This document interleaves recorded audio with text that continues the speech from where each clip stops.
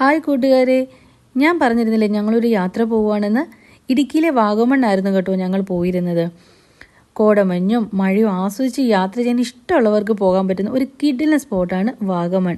ഇത് ടീ ലേക്കാണ്. ഇത് ഒരുപാട് പേർക്ക് അറിയില്ല എന്ന് തോന്നുന്നു. എൻ്റെ ഫോട്ടോസും കണ്ടിട്ട് ഒരുപാട് പേര് ചോദിച്ചു ഇത് ഏതാ സ്ഥലമെന്ന്.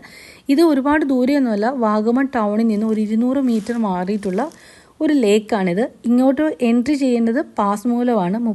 30 രൂപയാണ് ഇതിന് പാസ് എൻട്രി വരുന്നത്. പിന്നെ ഇവിടെ ബോട്ടിംഗ് ഉണ്ട്, അത് 200 രൂപയാണ്. നമുക്ക് തുഴയാൻ അറിയില്ല എന്നുണ്ടെങ്കിൽ അവർക്ക് തുഴയാനായിട്ട് ഒരാൾ വരും, അയാൾക്കൊരു 50 രൂപയാണ്. ഞങ്ങൾ വന്നപ്പോൾ കണ്ട ഒരു ലൊക്കേഷനേ ആയിരുന്നില്ല. പെട്ടെന്ന് തന്നെ ചുറ്റും കോടമഞ്ഞ് നിറഞ്ഞു. ഭയങ്കര ഹാപ്പിയായി. ഈ കോടമഞ്ഞിലൂടെ ഒന്ന് നടക്കണമെന്ന് ആഗ്രഹിച്ചിട്ട് ഒരുപാട് നാളായി. അതെന്തായാലും ഇന്നത്തോടെ അങ്ങ് ഞങ്ങൾ തീർത്ത് കേട്ടോ. അതുകൊണ്ട് തന്നെ റീൽസും ഫോട്ടോസുമായിട്ട് ഫുൾ സെറ്റായിരുന്നു ഞങ്ങൾ. ഇവിടേക്ക് വാഗമണ്ണിലേക്ക് വരുന്നവർ കൂടുതൽ പേരും പൈൻ മരങ്ങളും മൊട്ടക്കുന്നുകളും മാത്രമേ സന്ദർശിക്കാറുള്ളൂ കേട്ടോ. ഈ ഒരു സ്പോട്ട് ഒരുപാട് പേർക്ക് അറിയില്ല. ഒരുപാട് ഫോട്ടോസും എല്ലാം എടുത്തു കഴിഞ്ഞപ്പോൾ ഞങ്ങൾ മടുത്തു. അപ്പോഴത്തേനും ബോട്ടിംഗ് എടുക്കാനുള്ള സമയമായി. ഞങ്ങൾ അങ്ങോട്ട് പോകുന്ന തിരക്കാണ്. ഇവിടെയാണ് കേട്ടോ പാസ് എടുക്കുന്ന സ്ഥലം എന്ന് പറയുന്നത്. 30 രൂപ എൻട്രി ഫീസും ബോട്ടിങ്ങിനായിട്ട് 200, പിന്നെ ആ തുഴയാൻ വേണ്ടി ഒരാൾ വന്നിട്ടുണ്ടായിരുന്നു, അയാൾക്ക് 50 രൂപയായിരുന്നു ഞങ്ങൾ കൊടുത്തിരുന്നത്.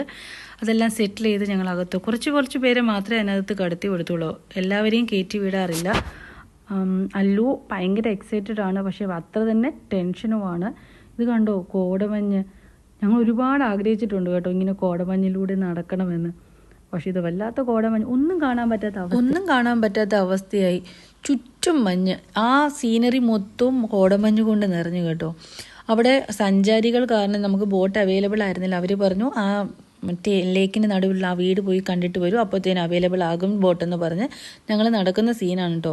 നടക്കുമ്പോൾ അല്ലിന് ഒരുപാട് ഡൗട്ട്സ് ആയിരുന്നു. തടാകത്തിന് ഒത്തിരി താഴ്ചയുണ്ടോ, അത് മറിയുമോ, നമുക്ക് തുഴയാൻ പറ്റുമോ, അങ്ങനെ ഒരുപാട് സംശയങ്ങൾ തീർത്തു കൊടുക്കുന്ന സീനാണ് കേട്ടോ ഈ കാണുന്നത്. ഇത് എന്നോടുള്ള ചോദ്യങ്ങൾ കൂടാതെ അച്ഛൻ വന്നപ്പോൾ അച്ഛയോടുമായ ചോദ്യങ്ങളും പറച്ചിലും എല്ലാം.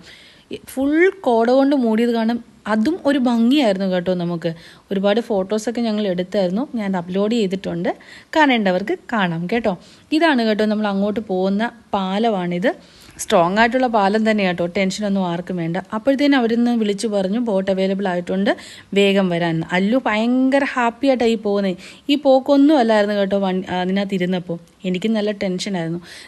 ബോട്ടിൽ കൂടി പോകുമ്പോഴുള്ള സീനാണ്. പക്ഷേ ഇത് കോടമഞ്ഞ് കാരണം ഒത്തിരി നിങ്ങൾക്ക് എത്രമാത്രം കാണാൻ പറ്റുമെന്നൊന്നും എനിക്കറിയില്ല. ഈ ചേട്ടനായിരുന്നു കേട്ടോ തുഴഞ്ഞുകൊണ്ടിരുന്നത്. അവിടുത്തെ തന്നെ സ്റ്റാഫാണ്.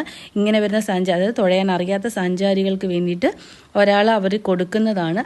ഇത് ഈ ചേട്ടനാണ് കേട്ടോ. ഈ ചേട്ടൻ 50 രൂപയാണ് ഫീസ്. ഇതെടുത്തും പോകാം, അല്ലാതെ നമുക്കിഷ്ടമല്ലാണ്ട് ഇത് കണ്ടോ അവർ തന്നെ എടുത്ത ബോട്ടാണ്. അവർക്കൊന്നും ഓടിക്കാൻ പോലും പറ്റുന്നുണ്ടായിരുന്നില്ല.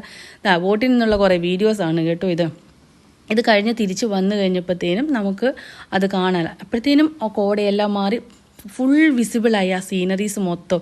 എന്തു ഭംഗിയാണെന്നറിയോ. അത് എനിക്ക് എത്രത്തോളം ഈ വീഡിയോയിൽ നിങ്ങൾക്ക് കാണിച്ചു തരാൻ പറ്റുന്നതെന്നറിയില്ല. നമ്മൾ ഒരു പ്രാവശ്യമെങ്കിലും നമ്മളിവിടെ പോയിരിക്കണം കേട്ടോ.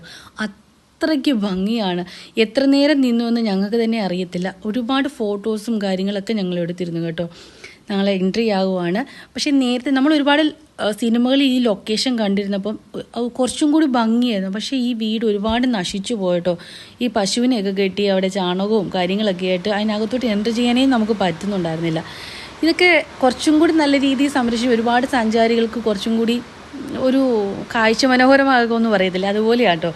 അല്ലുവിൻ്റെ കുറച്ച് നല്ല ഫോട്ടോസ് കിട്ടിയത് ഈ ലൊക്കേഷനിൽ വെച്ചാട്ടോ. ഇവിടെ വന്നപ്പോൾ അല്ലു ഭയങ്കര ഹാപ്പിയായി.